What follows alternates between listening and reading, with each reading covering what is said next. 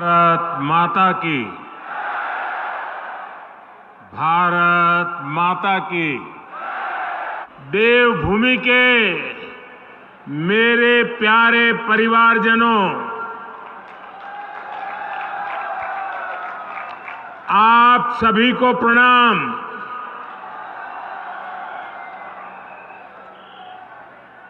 आज तो उत्तराखंड ने कमाल कर दी है जी। शायद ऐसा दृश्य देखने का सौभाग्य शायद ही पहले किसी को मिला हो।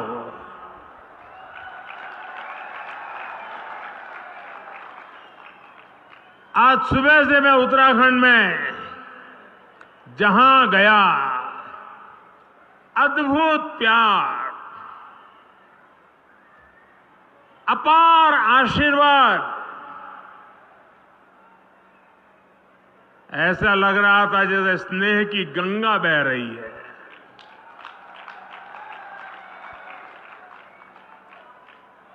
आध्यात्म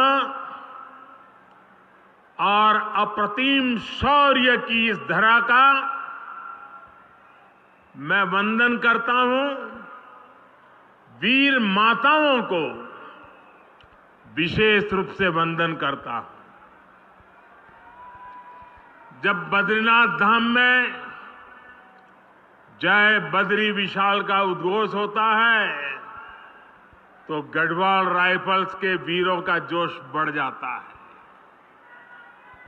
जब गंगोली हाट के कालिका मंदिर की घंटियां जय महाकाली के जयकारों से गूंजती है तो कुमाऊं रेजिमेंट के वीरों में अदम्य साहस का संचार होने लगता है।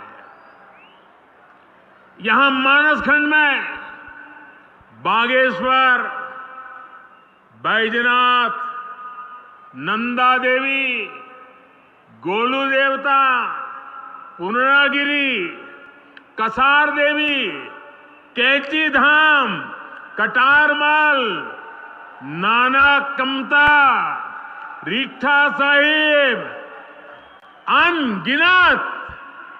अनगिनत देव स्थलों की श्रृंखला का वैभव हमारे पास बहुत बड़ी विरासत है। राष्ट्र रक्षा और आस्था की इस तीर्थ भूमि पर मैं जब जब आया हूं, जब भी आपका स्मरण किया है, मैं धन्य हो जाता हूं।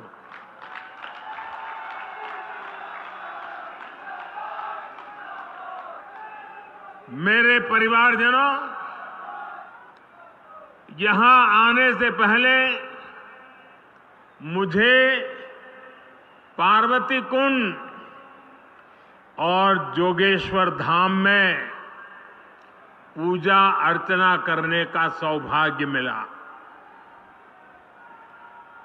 मैंने हर देशवासी के अच्छे स्वास्थ्य और विकसित भारत के संकल्प को मजबूत करने के लिए और मेरे उत्तराखंड के सारे सपने, सारे संकल्प पूरे हो, इसलिए आशीर्वाद मांगा है। कुछ ही देर पहले मेरी मुलाकात हमारी सीमा के प्रहरियों, हमारे जवानों के साथ भी हुई है। मुझे स्थानीय कला और स्वयं सहायता समूहों से जुड़ी हमारे सभी बहनें, भाई, उनसे भी मिलने का मौका मिला। यानी भारत की संस्कृति, भारत की सुरक्षा, भारत की समृद्धि से जुड़े हुए इन तीनों स्वरूप में इस प्रकार से मेरी ये नए प्रकार की यात्रा भी जुड़ गई। सभी के दर्शन एक साथ हो गए। उत्तराखंड का ये सामर्थ्य अद्भुत है, अतुलनीय है। इसलिए मेरा विश्वास है और ये विश्वास मैंने बाबा केदार के चरणों में बैठ करके व्यक्त किया था।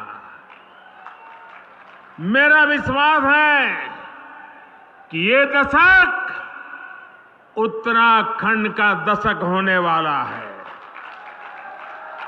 और आज मैं आदि कैलाश के चरणों में बैठ करके आया हूं। मेरे उस विश्वास को फिर एक बार दोहराता हूं। उत्तराखंड विकास की नई ऊंचाई पर पहुंचे, आप लोगों का जीवन आसान हो, इसके लिए हमारी सरकार पूरी ईमानदारी से, पूरे समर्पण भाव से और एक ही लक्ष्य लेकर के आज काम कर रही है। अभी यहां 4,000 करोड़ रुपए से अधिक के विकास कार्यों का शिलान्यास और लोकार्पण हुआ है। एक ही कार्यक्रम में 4,000 करोड़ रुपए। मेरे उत्तराखंड के भाई बहन, आप कल्पना कर सकते हैं। मैं आप सभी को इन परियोजनाओं के लिए बहुत बहुत बधाई देता हूं। मेरे परिवारजनों, मेरे लिए ना तो ये रास्ते नए हैं और न ही आप सभी साथी नए हैं। उत्तराखंड में अपनेपन की अनुभूति हमेशा मेरे साथ रहती है और मैं देखता हूं कि आप भी अपनेपन के उसी हक के साथ, उसी आत्मीयता से मुझसे जुड़े रहते हैं। अनेक साथी उत्तराखंड के दूर सुदूर गांव के भी मुझे चिट्ठी लिखते हैं। हर अच्छे बुरे वक्त पर साथ खड़े रहते हैं। परिवार में कोई नए मेहमान का जन्म हुआ हो तो भी मुझे खबर भेजते हैं। बेटी पढ़ाई में कहीं आगे बढ़ी हो तो भी चिट्ठी लिखते हैं। यानी जैसे पूरे उत्तराखंड परिवार का मैं एक सदस्य हूं, वैसे उत्तराखंड मुझसे जुड़ गया है।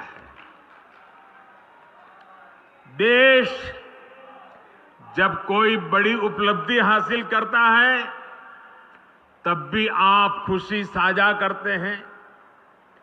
कुछ सुधार की गुंजाइश अगर कहीं दिखती है तो वो भी आप मुझे बताने में कभी पीछे नहीं रहते। हाल ही में देश ने लोकसभा और विधानसभा में महिलाओं के लिए 33% सीटें आरक्षित करने का बहुत बड़ा ऐतिहासिक फैसला लिया है। 30-30, 40-40 साल से लटका हुआ काम आपका भाई, आपका बेटा कर पाया है। उस दौरान भी मुझे यहां की बहनों ने बहुत सारी चिट्ठियां भेजी है। मेरे परिवारजनों, आप सभी के आशीर्वाद से आज भारत विकास की नई बुलंदी की तरफ बढ़ रहा है। पूरी दुनिया में भारत और भारतीयों का गौरवगान हो रहा है। हो रहा है ना? हो रहा है ना? पूरी दुनिया में भारत का डंका बज रहा है ना? एक समय था चारों तरफ निराशा का माहौल था। पूरा देश जैसे मानो निराशा में डूब गया था। तब हम लोग हर मंदिर में जाकर यही कामना करते थे कि भारत जल्द से जल्द मुश्किलों से बाहर निकले। हर भारतीय सोचता था कि हजारों करोड़ के घोटालों से देश को मुक्ति मिले। सबकी कामना थी कि भारत का यश बढ़े। आप देखिए, चुनौतियों से घिरी दुनिया में, दुनिया का हाल आप देख रहे हैं। चुनौतियों से घिरी दुनिया में भारत की आवाज कितनी बुलंद होती जा रही है। अभी कुछ सप्ताह पहले ही G20 का इतना बड़ा शानदार आयोजन हुआ। उसमें भी आपने देखा कि कैसे दुनिया ने हम भारतीयों का लोहा माना है। आप मुझे बताइए, जब दुनिया भारत का गौरवगान करती है, जब दुनिया में भारत का डंका बजता है, आप बताएंगे, जवाब देंगे? मैं पूछूं, जवाब देंगे? जब दुनिया में भारत का नाम ऊंचा होता है, आपको अच्छा लगता है? पूरी ताकत से बताइए, आपको अच्छा लगता है? जब भारत दुनिया को दिशा दिखाता है तो आपको अच्छा लगता है? ये सब किसने किया है? ये सब किसने किया है?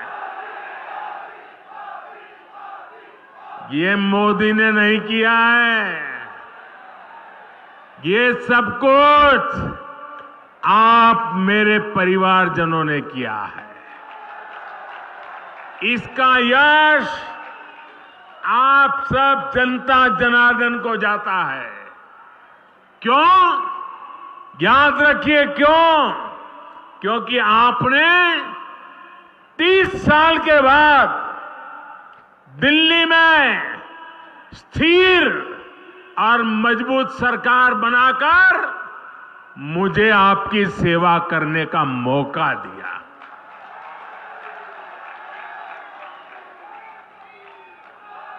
आपके वोट की ताकत है। जब मैं दुनिया के बड़े बड़े लोगों से हाथ मिलाता हूं ना, आपने देखा होगा अच्छों से हो रहा है मामला। लेकिन जब मैं हाथ मिलाता हूं ना, तो बराबर आंख भी मिलाता हूं। और जब मेरी तरफ वो देखते हैं ना, तो मुझे नहीं देखते हैं, 140 करोड़ हिंदुस्तानियों को देखते हैं।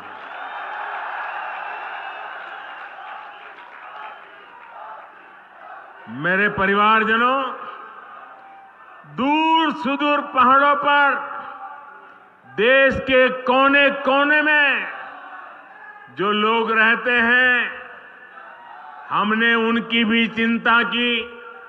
इसलिए सिर्फ 5 वर्ष में ही देश में 13.5 करोड़ गरीबी से बाहर आए। 13.5 करोड़ लोग। ये आंकड़ा याद रखोगे? आंकड़ा याद रखोगे? कितने? 13.5 करोड़ लोग गरीबी से बाहर 5 साल में आना, ये अपने आप में दुनिया अचरज कर रही है। ये 13.5 करोड़ लोग कौन है? इनमें से बहुत सारे लोग आपकी तरह ही पहाड़ों में रहने वाले हैं, सुदूर इलाकों में रहते हैं। ये 13.5 करोड़ लोग इस बात का उदाहरण है कि भारत अपनी गरीबी मिटा सकता है। साथियों, पहले नारा दिया जाता था गरीबी हटाओ, मतलब आप हटाओ, उन्होंने कह दिया गरीबी हटाओ। मोदी कह रहा है हम मिलकर के गरीबी हटा के रहेंगे। हम ओनरशिप लेते हैं, जिम्मेवारी लेते हैं और जी जान से जुट जाते हैं। आज हर क्षेत्र, हर मैदान में हमारा तिरंगा ऊंचे से ऊंचा लहरा रहा है। हमारा चंद्रयान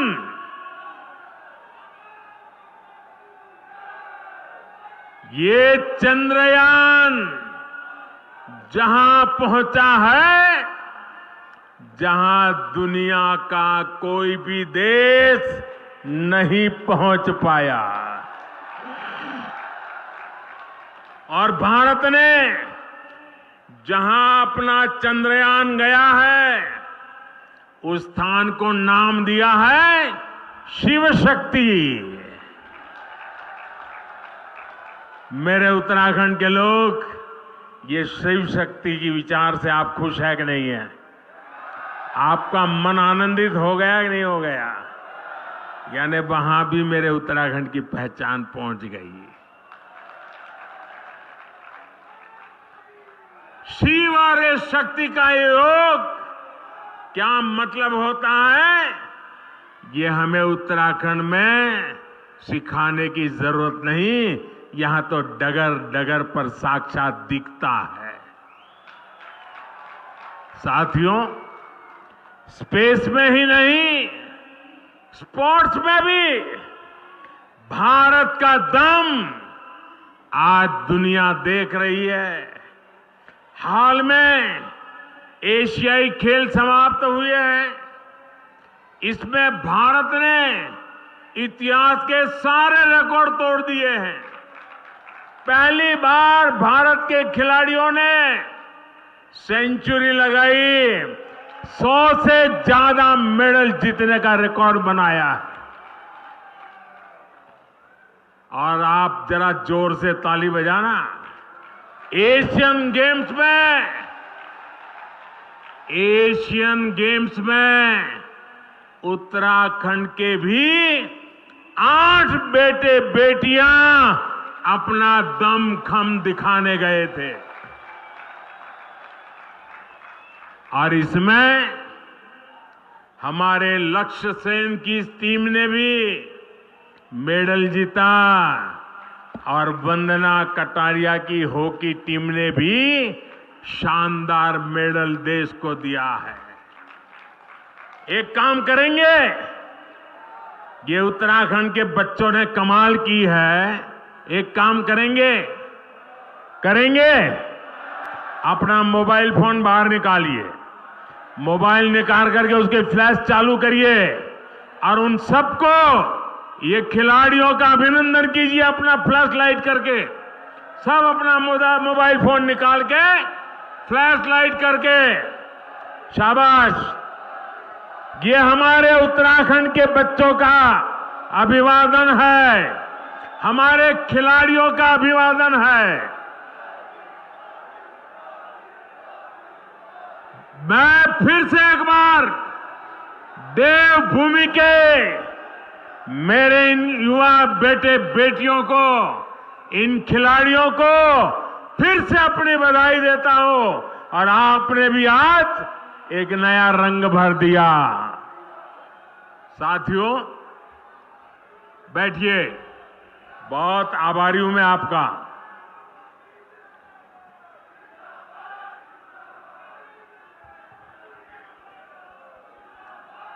भारत के खिलाड़ी देश दुनिया में अपना परचम लहराए, इसके लिए सरकार खिलाड़ियों की पूरी मदद कर रही है।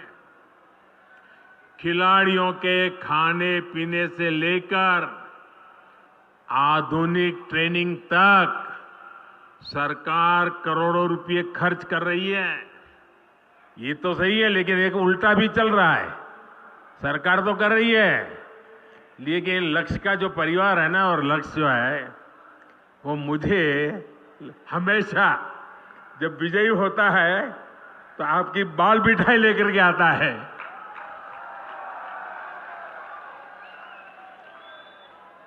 खिलाड़ियों को बहुत दूर नहीं जाना पड़े, इसके लिए सरकार जगह जगह खेल के मैदान भी बनवा रही है। आज ही हल्द्वानी में हॉकी ग्राउंड और रुद्रपुर में वेलोड्रोम स्टेडियम का भी शिलान्यास हुआ है। मेरे नौजवानों, ताली बजाइए, आपका काम हो रहा है। इसका लाभ मेरे उत्तराखंड के युवाओं को मिलेगा। मैं धामी जी और उनकी पूरी टीम को भी बहुत बहुत बधाई भी देता हूं, बहुत बहुत शुभकामनाएं भी दूंगा, जो राष्ट्रीय खेलों की तैयारी में पूरे जोश से जुटी हुई है। बहुत बहुत बधाई आपको और आपकी पूरी टीम को बधाई। मेरे परिवारजनों, उत्तराखंड के हर गांव में देश के रक्षक हैं। यहां की वीर माताओं ने वीर पुत्रों को जन्म दिया है, जो मेरे देश की रक्षा कर रहे हैं। वन रैंक वन पेंशन की उनकी दशकों पुरानी मांग को हमारी ही सरकार ने पूरा किया है। अब तक वन रैंक वन पेंशन के तहत 70,000 करोड़ रुपए, उससे भी ज्यादा हमारी सरकार ने पूर्व सैनिकों को दिए हैं। इसका लाभ उत्तराखंड के भी 75,000 से ज्यादा पूर्व सैनिकों के परिवारों को मिला है। हमारी सरकार की बहुत बड़ी प्राथमिकता बॉर्डर एरियाज में विकास की भी है।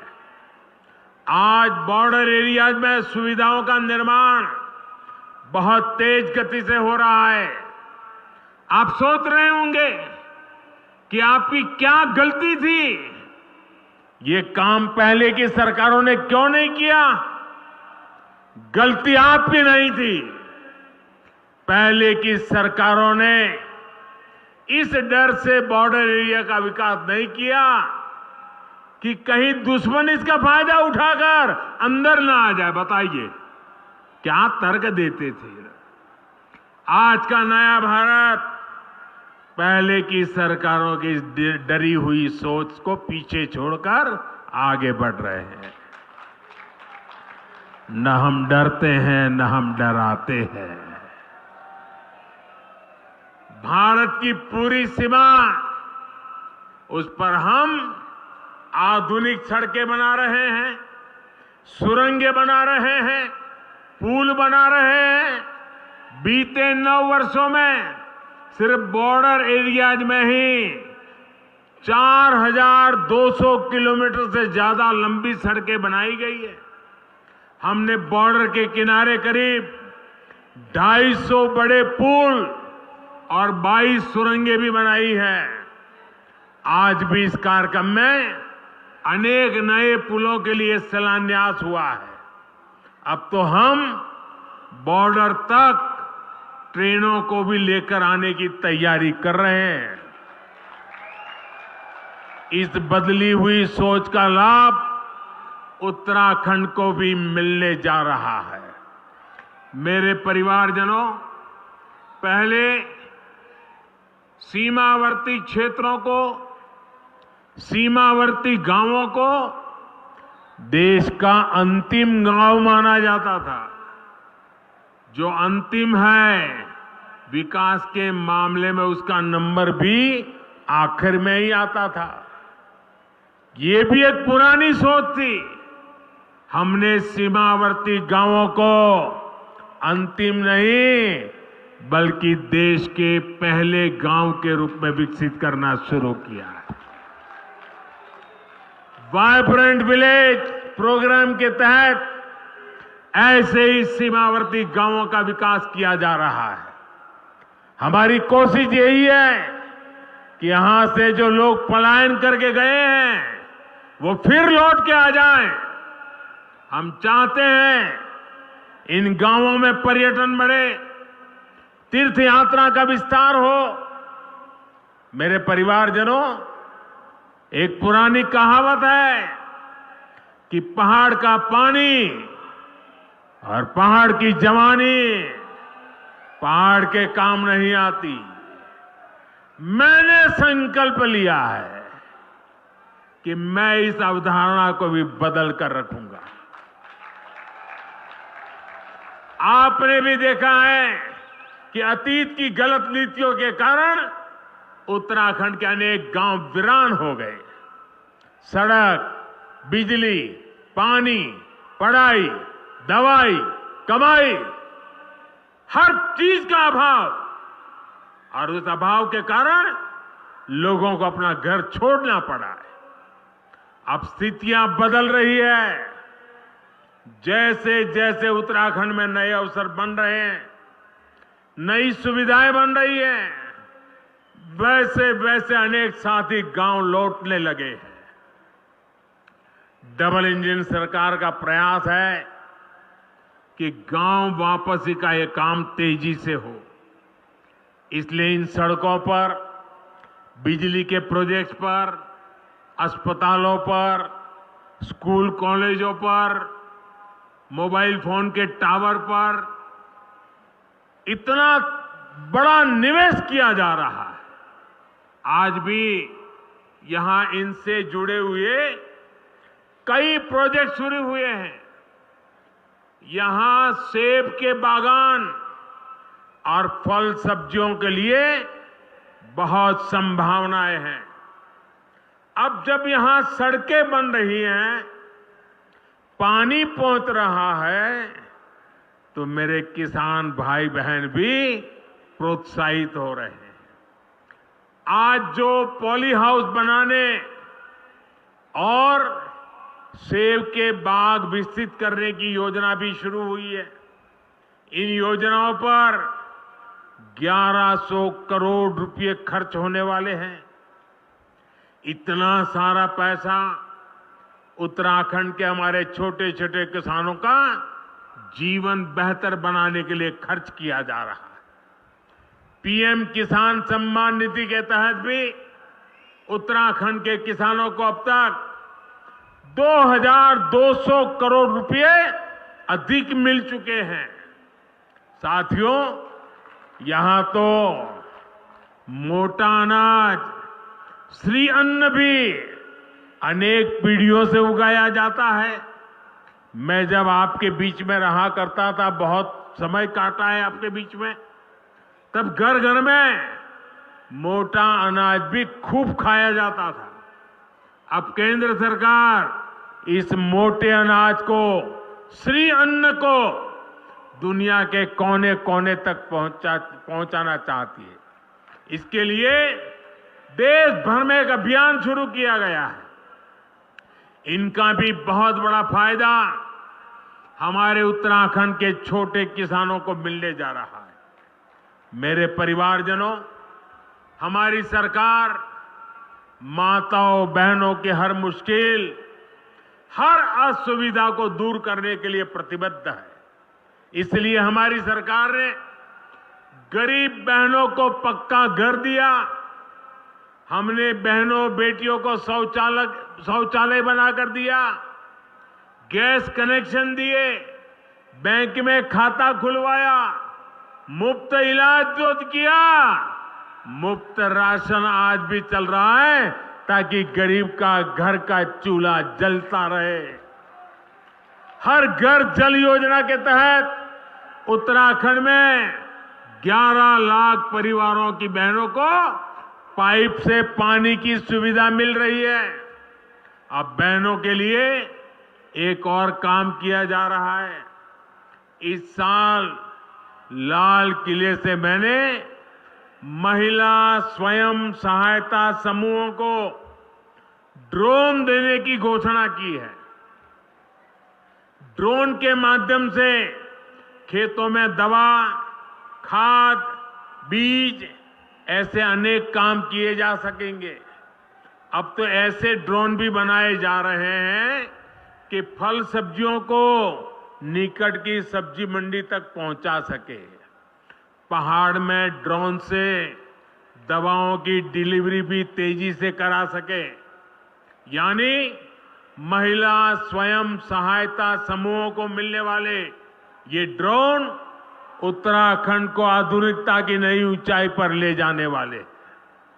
मेरे परिवारजनों, उत्तराखंड के तो गांव-गांव में गंगा है, गंगोत्री है। यहां के हिम शिखरों में शिवजी और नंदा विराजते हैं।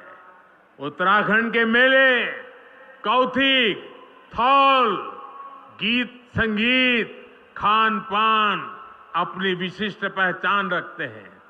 पांडव नृत्य, छोलिया नृत्य, मांगल गीत, फुलदेई, हरेला, बघवाल और रम्माण जैसे सांस्कृतिक आयोजन से ये धरती समृद्ध है।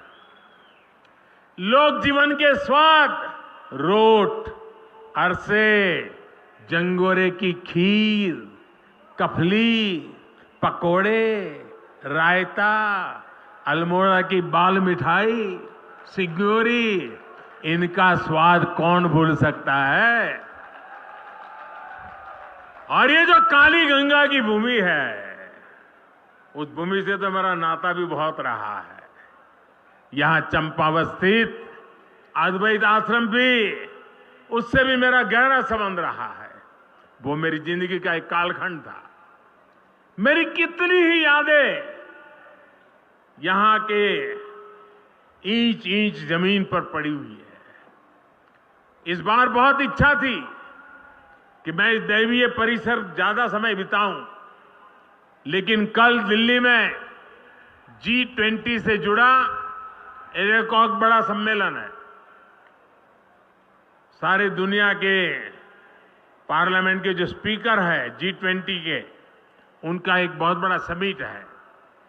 और इस वजह से मैं अद्वैत आश्रम चंपावत नहीं जा पा रहा हूं। मेरी ईश्वर से कामना है कि मुझे जल्द ही इस आश्रम में आने का फिर एक बार मौका मिले। मेरे परिवारजनों, उत्तराखंड में पर्यटन और तीर्थ यात्रा के विकास से जुड़े डबल इंजन सरकार के प्रयास अब रंग ला रहे हैं। इस वर्ष उत्तराखंड में 4 धाम यात्रा के लिए आने वाले श्रद्धालुओं की संख्या 50 लाख के आसपास पहुंच रही है। सारे रिकॉर्ड टूट चुके हैं। बाबा केदार के आशीर्वाद से केदारनाथ धाम के पुनर्निर्माण से जुड़ा पहला चरण पूरा हो चुका है। श्री बद्रीनाथ धाम में भी सैकड़ों करोड़ रुपयों की लागत से अनेक काम हो रहे हैं। केदारनाथ धाम और श्री हेमकुंड साहिब में रोपवे का भी काम पूरा होते ही दिव्यांग और बुजुर्ग तीर्थयात्रियों को बहुत सुविधा होने वाली है। हमारी सरकार केदारखंड के साथ साथ, और मैं आज इसलिए आया हूं, मुझे मानस खंड को भी उस ऊंचाई पर ले जाना है। केदारखंड और मानस खंड की कनेक्टिविटी पर भी हम बहुत बल दे रहे हैं। जो लोग केदारनाथ, बद्रीनाथ धाम जाते हैं, वे जोगेश्वर धाम, आदि कैलाश और ओम पर्वत भी आसानी से आ सके, ये प्रयास किया जा रहा है। आज जो ये मानसखंड मंदिर माला मिशन शुरू हुआ है, उससे भी कुमाऊं के अनेक मंदिरों तक आना जाना आसान होगा। मेरा अनुभव कहता है कि जो लोग बद्रीनाथ और केदारनाथ आते हैं वे भविष्य में इस और जरूर आएंगे। उनको इसी क्षेत्र का पता नहीं है और आज जरूर वीडियो जब टीवी पर देखेंगे ना, ये मोदी चक्कर काट के आया है, आप देख लेना, हर एक को करेगा यार कुछ तो होगा। और आप तैयारी करो, यात्रियों की संख्या बढ़ने वाली है, मेरा मानस खंड धम धम होने वाला है जी। साथियों, उत्तराखंड की बढ़ती हुई कनेक्टिविटी यहां के विकास को नई ऊंचाई पर ले जाने वाली है। 4 धाम महापरियोजना से, ऑल वेदर रोड से आपको बहुत सुविधा हुई है। ऋषिकेश कर्णप्रयाग रेल परियोजना पूरी होने के बाद तो पूरे क्षेत्र का कायाकल्प हो जाएगा। इस पूरे क्षेत्र में उड़ान योजना के तहत सस्ती हवाई सेवाओं का भी विस्तार किया जा रहा है। आज ही यहां बागेश्वर से कनाली चीना तक, गंगोली हाट से अल्मोड़ा तक और टनकपुर घाट से पिथौरागढ़ तक की सड़कों का काम शुरू हुआ है। इससे सामान्य जन को सुविधा के साथ साथ पर्यटन से कमाई के अवसर भी बढ़ेंगे। मुझे खुशी है कि यहां की सरकार होम स्टे को प्रोत्साहन दे रही है। पर्यटन तो एक ऐसा सेक्टर है जहां सबसे अधिक रोजगार है और कम से कम पूंजी लगती है। आने वाले समय में तो टूरिज्म सेक्टर का बहुत अधिक विस्तार होने वाला है, क्योंकि पूरी दुनिया आज भारत आना चाहती है, भारत को देखना चाहती है, भारत को जानना चाहती है। और जो भारत को देखना चाहता है वो उत्तराखंड आए बिना भारत को देखना उसका पूरा नहीं हो सकता। मेरे परिवारजनों, बीते समय में उत्तराखंड जिस तरह प्राकृतिक आपदाओं से घिरा रहा है, उससे भी मैं भली भांति परिचित हूं। हमने अपने बहुत से स्वजन खोए हैं। प्राकृतिक आपदाओं से निपटने के लिए अपनी तैयारियों को हमें बेहतर करते रहना ही है और हम करते रहेंगे। इसके लिए आने वाले 4-5 सालों में उत्तराखंड में 4000 करोड़ रुपए खर्च किए जाएंगे। उत्तराखंड में ऐसी सुविधाओं का निर्माण किया जाएगा जिससे आपदा की स्थिति में राहत और बचाव का काम तेजी से हो सके। मेरे परिवारजनों, ये भारत का अमृत काल है। ये अमृत काल देश के हर क्षेत्र, हर वर्ग को सुविधा, सम्मान और समृद्धि से जोड़ने का काल है। मुझे पूरा विश्वास है कि बाबा केदार और बद्री विशाल के आशीर्वाद से, आदि कैलाश के आशीर्वाद से हम अपने संकल्पों को तेजी से सिद्ध कर पाएंगे। एक बार फिर इतना प्यार देने के लिए 7 किलोमीटर, मैं सचमुच में मेरे पास वर्णन करने के लिए शब्द नहीं है। मैं हेलीकॉप्टर से निकला, 7 किलोमीटर यहां आया और आने में भी देर इसलिए हुई, 7 किलोमीटर दोनों तरफ वो ह्यूमन चेन नहीं थी, ह्यूमन वॉल थी। ऐसी भीड़ लगी थी और जैसे परिवार में कोई अवसर हो वैसे उत्सव के कपड़े पहनकर, शुभ प्रसंग के कपड़े पहन करके मंगल वातावरण में माताओं के हाथ में आरती, फूलों के गुलदस्ते आशीर्वाद देने से वे रुकते नहीं थे। ये मेरे लिए बड़ी भावुक क्षण थी। मैं आज पिथौरागढ़ को और पिथौरागढ़ जिले के सब लोगों को, इस पूरे खंड को मेरा मानस खंड, उसने आज जो प्यार बरसाया, उत्साह दिखाया है, मैं शत शत नमन करता हूं, आपका आभार व्यक्त करता हूं। एक बार फिर आप सभी को बहुत बहुत शुभकामनाएं। मेरे साथ बोलिए, दोनों हाथ ऊपर करके पूरी ताकत से बोलिए, भारत माता की, भारत माता की, भारत माता की। बहुत बहुत धन्यवाद।